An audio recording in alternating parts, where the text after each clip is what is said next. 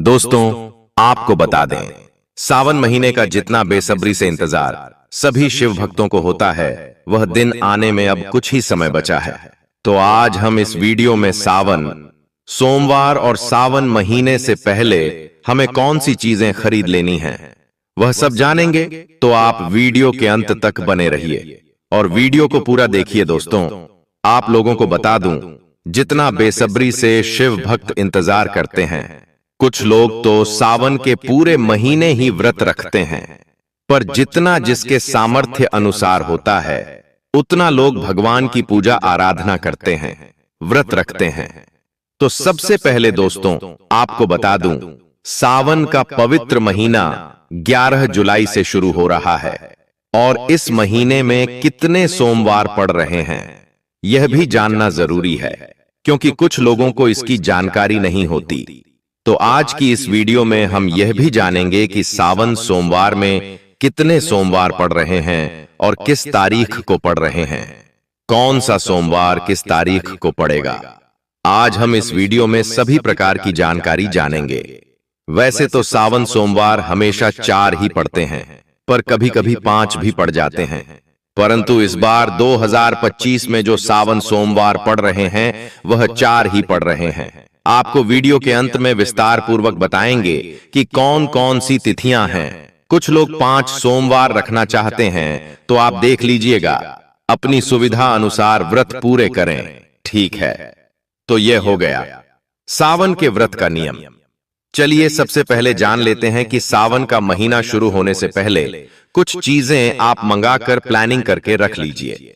सबसे पहले और सबसे महत्वपूर्ण चीज, आपके घर में गंगा जल का होना अत्यंत आवश्यक है, क्योंकि बिना गंगा जल के पूजा पूरी नहीं मानी जाती।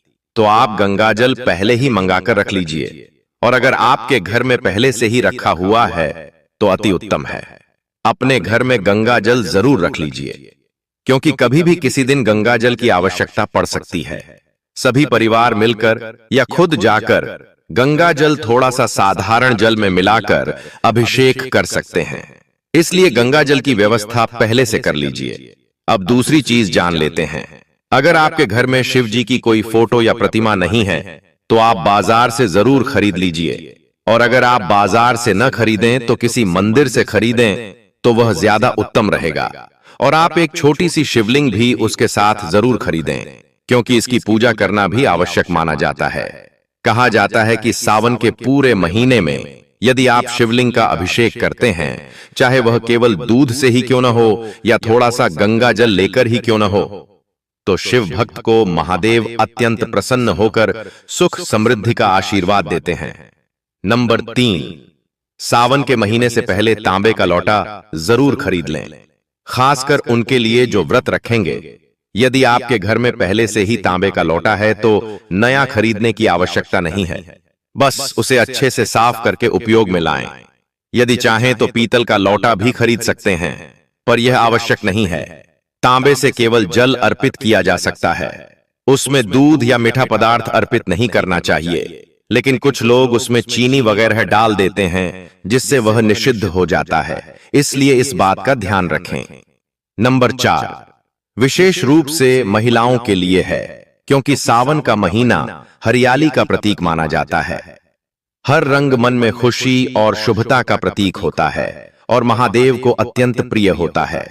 यदि कोई महिला पूरे सावन में हरे रंग के वस्त्र धारण करती है तो महादेव उनसे अत्यंत प्रसन्न होते हैं। यदि पूरे महीने हरा रंग पहनना संभव न हो तो कम से कम 4 सोमवार को हरे या शुभ रंग के वस्त्र अवश्य धारण करें, जैसे हरा, गुलाबी, लाल, पीला इत्यादि, और उन्हीं वस्त्रों को पहनकर पूजन करें। यदि आपके पास यह वस्त्र न हो तो पहले ही सिलवा लें।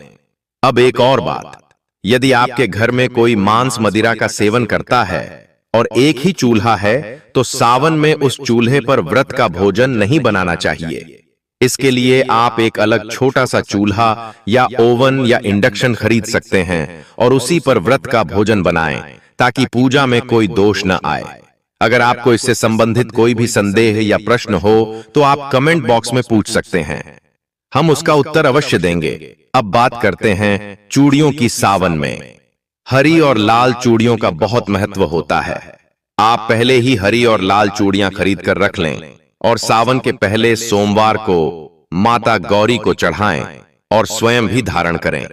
शिव जी को हरे रंग की चूड़ियां अत्यंत प्रिय हैं। महिलाओं को सावन सोमवार के दिन 16 श्रृंगार करके ही पूजा करनी चाहिए। इससे पति की उन्नति और घर में सुख समृद्धि आती है। और उनमें से किसी एक सोमवार को माता पार्वती को 16 श्रृंगार का संपूर्ण सामान चढ़ाना चाहिए, जिसमें सबसे आवश्यक वस्तु सिंदूर है, जिसे माता को चढ़ाने से सुहाग की रक्षा होती है और महादेव की विशेष कृपा प्राप्त होती है।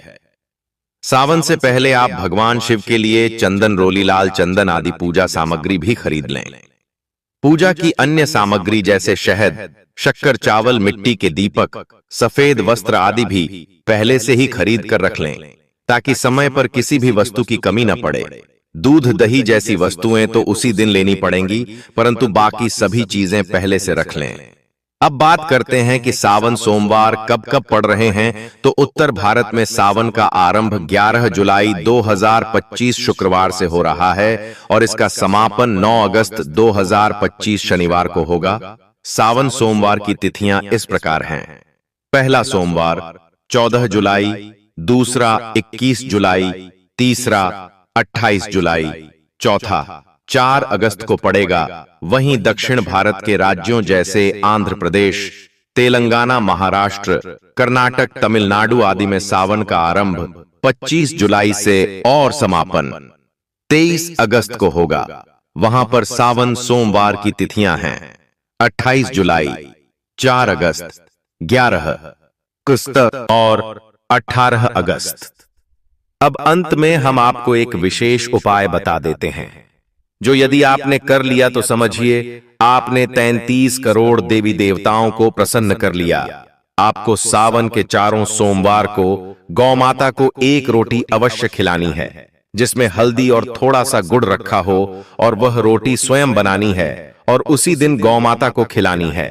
इससे महादेव अति प्रसन्न होते हैं और आपके घर से आर्थिक तंगी, कर्ज और दुख दूर होते हैं और सुहाग की रक्षा होती है। तो सभी माताएं और बहनें यह उपाय जरूर करें।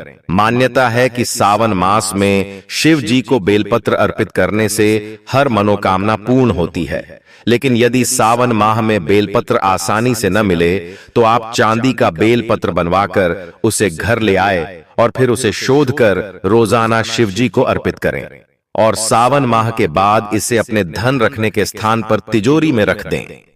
भक्तों, ऐसा करने से भगवान भोलेनाथ की कृपा से घर में सुख समृद्धि बनी रहती है और कार्य में आ रही रुकावटें दूर हो जाती है। भक्तों, अगली वस्तु है पारस शिवलिंग।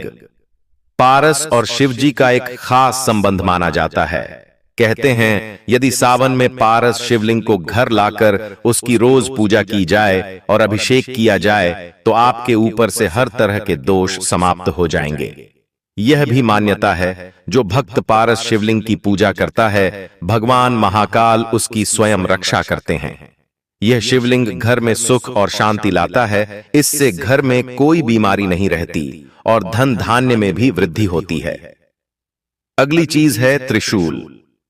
त्रिशूल भगवान भोलेनाथ का अस्त्र है। यह हमेशा भगवान भोलेनाथ के साथ रहता है। भक्तों, त्रिशूल को बहुत पूजनीय माना जाता है क्योंकि ये 3 लोक और त्रिदेवों का प्रतीक माना जाता है। भगवान भोलेनाथ के साथ त्रिशूल का भी पूजन किया जाता है।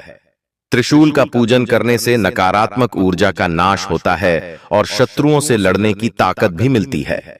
सावन माह में तांबा, पीतल या फिर चांदी का एक त्रिशूल लाएं, उसे पवित्र करें और भोलेनाथ को अर्पित कर उसका पूजन करें। फिर इस त्रिशूल को अपने घर के हॉल में रखें या आप अपने घर के आंगन में लगा सकते हैं या फिर अपने घर की छत पर भी लगा सकते हैं। इस तरह त्रिशूल रखने से भोलेनाथ की कृपा से घर में नकारात्मक ऊर्जा जो होती है वह नष्ट हो जाती है। घर में बुरी शक्तियों का प्रभाव कम हो जाता है, साथ ही शत्रुओं से लड़ने की भी शक्ति मिलती है। भक्तों, आप चाहे तो त्रिशूल का लॉकेट लाकर उसे भोलेनाथ को अर्पित करें और फिर उसे धारण करें। ऐसा करने से बुरी शक्ति और नकारात्मक शक्तियों से यह लॉकेट आपकी रक्षा करेगा। आपको किसी की बुरी नजर नहीं लगेगी, साथ ही शत्रुओं से लड़ने की भी शक्ति मिलेगी। भक्तों, अगली चीज है डमरू। शिव जी का डमरू और उसकी आवाज दोनों ही हिंदू धर्म में बेहद महत्वपूर्ण माने गए हैं। पौराणिक कथाओं के अनुसार डमरू की ध्वनि से बुरी शक्तियों को तबाह किया जा सकता है और घर में मौजूद बुरी शक्तियों का नाश करना हो तो सावन के पवित्र महीने में घर में डमरू अवश्य ले आए। भोलेनाथ को अर्पित किए हुए इस डमरू को रोजाना संध्याकाल पूजन के समय अवश्य बजाए। ऐसा करने से घर में मौजूद नकारात्मक शक्तियां जो होती हैं, उनका नाश हो जाएगा। अगर किसी बच्चे को डर लगता है तो आप इस डमरू को उस बच्चे के कमरे में भी रख सकते हैं। भक्तों, ऐसा करने से बच्चे को किसी प्रकार का भय नहीं रहेगा। भक्तों, अगली चीज है नाग। भगवान शिव के गले में नाग देवता विराजमान होते हैं। यही कारण है कि हिंदू धर्म में नागों की पूजा का अत्यधिक महत्व है। चांदी या तांबे के नाग सावन के महीने में घर ले आए और इसे घर के मुख्य द्वार के आसपास रख दें। भक्तों, आप घर के अंदर भी मुख्य द्वार के पास इसे रख सकते हैं। यदि आपको चोरी होने का डर है तो आप इसे छुपा कर रख सकते हैं और रखने से पहले आप इसे पवित्र कर इनका पूजन अवश्य करें। यह नाग देवता घर में आने वाली बुराई को मुख्य द्वार से ही वापस लौटा देंगे। अगर आप दोष या काल सर्प दोष से पीड़ित है तो सावन माह से पहले या फिर सावन माह के पहले दिन, सावन माह के आखिरी दिन आप एक नाग नागिन का जोड़ा लेकर अपने घर आए। आपको चांदी के नाग नागिन का जोड़ा लाना है और इसे पवित्र कर भोलेनाथ के पास अपने मंदिर में रखें और भोलेनाथ का पूजन करने के पश्चात रोजाना आप नाग नागिन पर हल्दी, कुमकुम और अक्षत पुष्प चढ़ाकर इनका पूजन करें।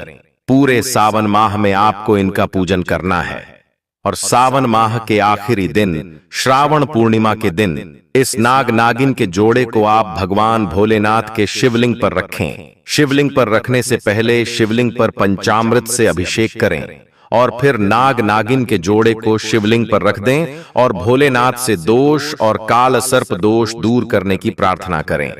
भक्तों, ऐसा करने से भोलेनाथ की कृपा से पितृदोष और काल सर्प दोष तुरंत ही दूर हो जाता है। मित्रों, ये सभी चीजें भगवान भोलेनाथ को अत्यधिक प्रिय हैं। भगवान भोलेनाथ की कृपा प्राप्त करने के लिए सावन माह शुरू होने से पहले या फिर सावन माह में आप इन वस्तुओं को अपने घर अवश्य लाएं। भक्तों, भगवान शिव को धतूरा अति प्रिय है, इसलिए इसका प्रयोग उनकी पूजा में किया जाता है। मान्यता है कि ऐसा करने से व्यक्ति भय मुक्त होता है और उसके जीवन में समस्याओं का निवारण शीघ्र हो जाता है। सावन के महीने में आप घर के बाहर धतूरे का पौधा लगा सकते हैं। भक्तों, श्रावण मास को लेकर शिव पुराण में यह कथा बताई गई है कि सावन के महीने में ही समुद्र मंथन हुआ था। इसी महीने में भगवान शिव ने मंथन से निकले हलाहल विष को अपने कंठ में धारण किया था और इस वजह से उनका कंठ नीला हो गया था। भगवान शिव का एक नाम नीलकंठ होने के पीछे यही वजह है। इसी प्रकार से आज के युग में भी अगर कहीं किसी स्थान पर बुरी शक्तियों का अत्याचार बढ़ जाता है तो भगवान शिव किसी न किसी रूप में वहां आकर बुरी शक्तियों का नाश करते हैं।